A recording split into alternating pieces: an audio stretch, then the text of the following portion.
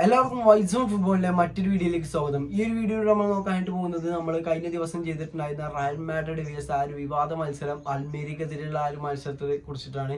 അപ്പോൾ അതിന്റെ ഒരു സെക്കൻഡ് പാർട്ടായിട്ടാണ് നമ്മൾ ഈ ഒരു വീഡിയോ ചെയ്യാൻ പോകുന്നത്. നേരെ വീഡിയോ ആയിട്ട് പോവാം. അങ്ങനെ നിൽക്കുമ്പോഴാണ് 62ാമത്തെ മിനിറ്റിൽ തന്നെ അടുത്ത ഗോള് ഈ ഒരു അൽമേരിയ സൈഡ് അടിച്ചിട്ടുണ്ടായിരുന്നത്. അത് സെർജിയോ അരിബാസ് എന്ന് പറയുന്ന റയൽ മാഡ്രിഡിന്റെ ഫോർമർ അക്കാഡമി പ്ലെയർ. അതുപോലെ തന്നെ ഈ ഒരു പ്ലെയർ തന്നെ നമുക്കറിയാം കഴിഞ്ഞ സീസണിലൊക്കെ ചില മത്സരങ്ങളിലൊക്കെ ടീമിന് വേണ്ടി കളിച്ചിട്ടുണ്ട്. ഏകദേശം 21 ഏജ് പ്രായമുണ്ട് ഈ ഒരു പ്ലെയറിന്. അങ്ങനെ റയൽ മാഡ്രിഡിന്റെ ഒരു പഴയ പ്ലെയറാണ് ഈ സെർജിയോ അരിബാസ്. കഴിഞ്ഞ സീസണിലായിരുന്നു ഈ ഒരു അൽമേരിയക്ക് മൂവ് നടത്തിയിട്ടുണ്ടായിരുന്നത്. അൽമേരിയയിൽ നല്ലൊരു സ്റ്റാറ്റ്സ് ഉണ്ടാക്കാൻ കഴിഞ്ഞിട്ടുണ്ട് ഈ ഒരു സെർജിയോ അരിബാസിന്. നല്ലൊരു സ്റ്റാർട്ട് തന്നെയാണ് അരിബാസിന് അവിടെ കിട്ടിയിട്ടുള്ളത്. അങ്ങനെ അരിബാസ് ആ ഒരു ഗോൾ അടിച്ചുകൊണ്ട് റയൽ മാഡ്രിഡിനെതിരെ ഒരു ഫോർമർ ക്ലബിനെതിരെ സെലിബ്രേഷൻ ഒന്നും ഇടാതെ തന്നെ നല്ല രീതിയിൽ തന്നെ ഇതായിക്കൊണ്ടിരിക്കുകയാണ്.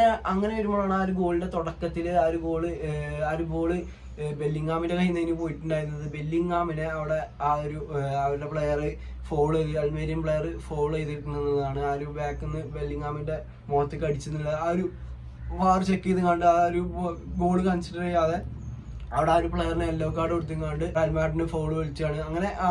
അങ്ങനെ ഇൻസിഡന്റിന് റയൽ മാഡ്രിഡ് ഒരു വാറിന്റെ ഡിസിഷൻ മൂലം കഴിച്ചിലാക്കുകയാണ്. അതായത് അത് ഗോളല്ല, അതെന്തായാലും ഗോളല്ല. പിന്നത്തെ ഈ ഒരു മത്സരത്തിന്റെ വിവാദം എന്ന് പറയുന്നത് റയൽ മാഡ്രിഡിന്റെ രണ്ടാമത്തെ ഗോളാണ്. ഈ ഒരു 67ാമത്തെ മിനിറ്റിൽ ആ ഒരു ഫസ്റ്റ് ഗോൾ അടിച്ചുകൊണ്ട് ഏകദേശം 10 മിനിറ്റ് കഴിയുമ്പോൾ തന്നെ രണ്ടാമത്തെ ഗോൾ അടിച്ചിട്ടുണ്ട്. ചുവമനിന്റെ ഒരു ക്രോസിൽ നിന്നാണ് ആ ഒരു ഗോൾ വന്നിട്ടുണ്ടായിരുന്നത്. ആ ഒരു ഗോള് ഈ ഒരു റയൽ മാഡ്രിഡിന്റെ വിനീഷ്യസ് ജൂനിയർ ആയിരുന്നു ഗോളാക്കിയിട്ടുണ്ടായിരുന്നത്. ആ ഒരു ഗോളല്ല എന്നാണ് എനിക്ക് തോന്നുന്നത്. കാരണം അത് പല ആംഗിളിൽ നിന്ന് കാണുമ്പോൾ നമുക്ക് പലതേക്കും ഒരു ഫീൽ ചെയ്യാം. അപ്പോൾ നമ്മൾ ബാക്കിൽ നിന്ന് നോക്കുകയാണെന്നുണ്ടെങ്കിൽ അത് സിമ്പിളായി കണ്ട് നമുക്ക് ഇവിടെ തട്ടിമാർക്ക് തോന്നുള്ളൂ. പക്ഷേ ഒരു മുന്നിൽ നിന്ന് ആംഗിൾ നോക്കുമ്പോൾ ഏകദേശം ഈ ഒരു ബോൾ ഇവിടെയാണ്. അപ്പോൾ അത് ഹാൻഡ് ബോളാണ്. പക്ഷേ ഞാൻ ആ ഒരു കളി കണ്ടപ്പോൾ ഞാൻ സത്യത്തിൽ വിചാരിച്ചത് അതൊരു ഗോളാകൂല എന്നുള്ളത് തന്നെയാണ്. പക്ഷേ ആ ഒരു ഗോള് വാർ ചെക്ക് ചെയ്തെങ്ങാണ്ടാണ് റഫറി ആ ഒരു ഡിസിഷൻ എടുത്തിട്ടുണ്ടെന്നാണ്. പക്ഷേ റിയൽ മാഡ്രിഡ് ഫാൻ എനിക്കതൊരു ഗോളായിട്ട് തോന്നിയിട്ടില്ല. പക്ഷേ റഫറി ഗീവ് ചെയ്തു. അതുകൊണ്ട് നമ്മൾ എന്ത് പറയാലല്ലോ, റഫറി കൊടുത്താൽ അത് റഫറിയുടെ തീരുമാനം അന്തിമമാണ്. അപ്പോൾ എനിക്ക് അപ്പോൾ ഒന്നും തോന്നിയിട്ടില്ല ഒരു ഗോളാണെന്ന്. ഞാൻ സത്യം പറഞ്ഞ ആ ഡിസിഷൻ കേട്ടപ്പോൾ അന്തം വിട്ടുപോയി. അങ്ങനത്തെ ഒരു ഡിസിഷൻ ആയിരുന്നു. അതുകൊണ്ട് തന്നെ റയൽ മാഡ്രിഡിന് 2-2 എന്നുള്ളൊരു സ്കോർ പിടിച്ചാൻ കഴിഞ്ഞു. അങ്ങനെ കളി അപ്പൊ തന്നെ ഏകദേശം എല്ലാവർക്കും ഉറപ്പായിക്കണം ഇനി റയൽ മാഡ്രിഡ് എന്തായാലും ഒരു ഗോളും പാടെ അടിച്ചുകൊണ്ട് ഈ ഒരു കളി എന്തായാലും ജയിച്ചു എന്നുള്ളത്. അങ്ങനെ അതിൻ്റെ ഇടയ്ക്ക് കൂടെ ഈ ഒരു ഗോളൊക്കെ അടിച്ചതിന് ശേഷം ജൂഡ് ബെല്ലിങ്ങാമിൻ്റെ ഒരു ബൈസിക്കിൾ കട്ടൊക്കെ വരുന്നുണ്ട്. ആ ഒരു കർവാൽ ക്രോസ് എന്നൊക്കെ പറഞ്ഞുകൊണ്ട് ആ ശൈലിയിൽ കർവാലിൻ്റെ ക്രോസ് ആയിരുന്നു. ആ ഒരു ക്രോസ് ഈ ഒരു റിച്ചാർലിസൺ കഴിഞ്ഞ വേൾഡ് കപ്പിൽ കാട്ടിയമാർക്ക് ഒന്ന് എടുത്ത് പിച്ച് ചെയ്ത് കാണാം. ആ ഒരു ഗോളായിട്ടുണ്ടെങ്കിൽ ചിലപ്പോൾ അത് ഒരു പുസ്കാസ് അവാർഡിനുള്ള വകുപ്പുണ്ട് ഇനി ജൂഡ് ബെല്ലിങ്ങാമിന്. അത് ഓഫ് ടാർഗറ്റായി പോകണേ നമ്മൾ കണ്ടിട്ടുണ്ടായിരുന്നത്.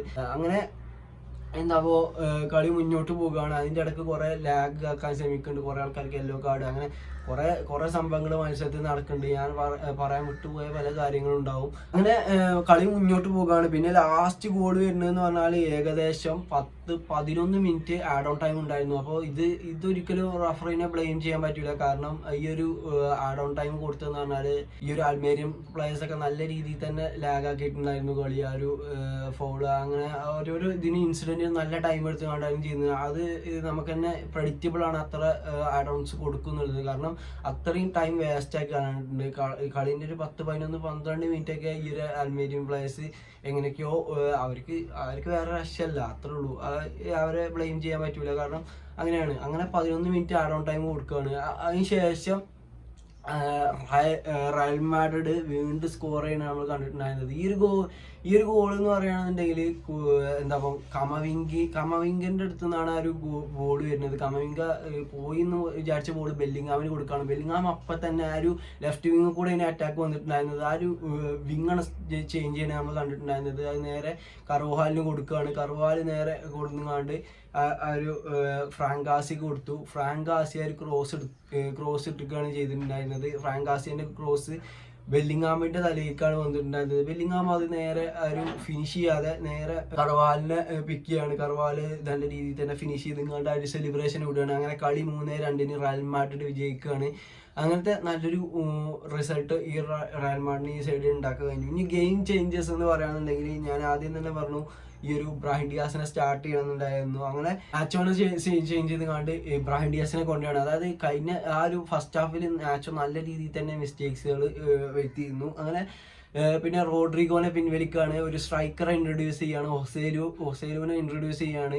അങ്ങനെ പിന്നെ ഫെർലാൻ മെൻഡിക്ക് പകരം ഒരു അറ്റാക്കിംഗ് റൈറ്റ് ബാക്കിനെ ഇൻട്രൊഡ്യൂസ് ചെയ്യാണ്, ഫ്രാങ്ക് ഗാർസിയ. ഈ ഒരു 3 സബ്ബും മത്സരത്തിൽ ഇമ്പാക്റ്റ് ഉണ്ടാക്കിയ സബ്ബുകളാണ്. അങ്ങനെ അതുപോലെ തന്നെ ഈ ഒരു ക്രൂസിനെ കയറ്റിങ്ങാണ്ട് കമവിംഗനെ ഇൻട്രൊഡ്യൂസ് ചെയ്തിട്ടുണ്ടായിരുന്നു.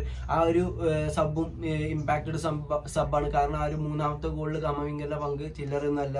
അങ്ങനെ റയൽ മാഡ്രിഡ് ആ ഒരു മത്സരം വിജയിക്കുമ്പോൾ ഈ ഒരു റയൽ മാഡ്രിഡിന്റെ ഗെയിം ചേഞ്ചർ എന്ന് പറയുന്നുണ്ടെങ്കിൽ ഇബ്രാഹിം ഡിയാസ്, അതുപോലെ തന്നെ ഫ്രാങ്ക് ഗാർസിയ, അവരൊക്കെ എടുത്ത് പറയേണ്ട പേരുകളാണ്. അങ്ങനെ സെക്കൻഡ് ഹാഫിൽ റയൽ മാഡ്രിഡ് കളിച്ചിട്ടുണ്ടായിരുന്ന ഫോർമേഷൻ എന്ന് പറയുന്നത് കെപ്പ, ബാക്ക് പറയുന്നത് ചുവാമിനി, അതുപോലെ തന്നെ റൂഡിഗർ, പിന്നെ കർവാലി, ഫ്രാങ്ക് ഗാർസിയ, അതുപോലെ തന്നെ വാൽവർദെ, ക്രൂസ്, ബ്രാഹിം ഡിയാസ്, പിന്നെ ബെല്ലിംഗാം, അതുപോലെ തന്നെ വിനീഷ്യസ്, ഹൊസേലു. ഈ ഒരു ഇതിലായിരുന്നു റയൽ മാഡ്രിഡ് സെക്കൻഡ് ഹാഫ് കളിച്ചിട്ടുണ്ടായിരുന്നത്.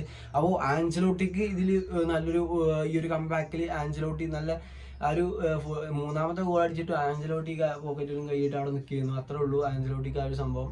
അപ്പോൾ ഈ ഒരു ആൻസലോട്ടിന്റെ ഡിസിഷനൊക്കെ വളരെ പെർഫെക്റ്റ് ആയിരുന്നു. അതുകൊണ്ട് തന്നെ റയൽ മാഡ്രിഡിന് വലിയൊരു ഡിഫീറ്റ് ഇന്ന് കഴിച്ചിലാകാൻ കഴിഞ്ഞു. അപ്പോൾ ഇന്നത്തെ വീഡിയോ ഇത്രേ ഉള്ളൂ. ഈ ഒരു വീഡിയോ നിങ്ങൾക്ക് ഇഷ്ടപ്പെടുകയാണെന്നുണ്ടെങ്കിൽ തീർച്ചയായിട്ടും കൂടെ നിൽക്കുക. ഓക്കെ.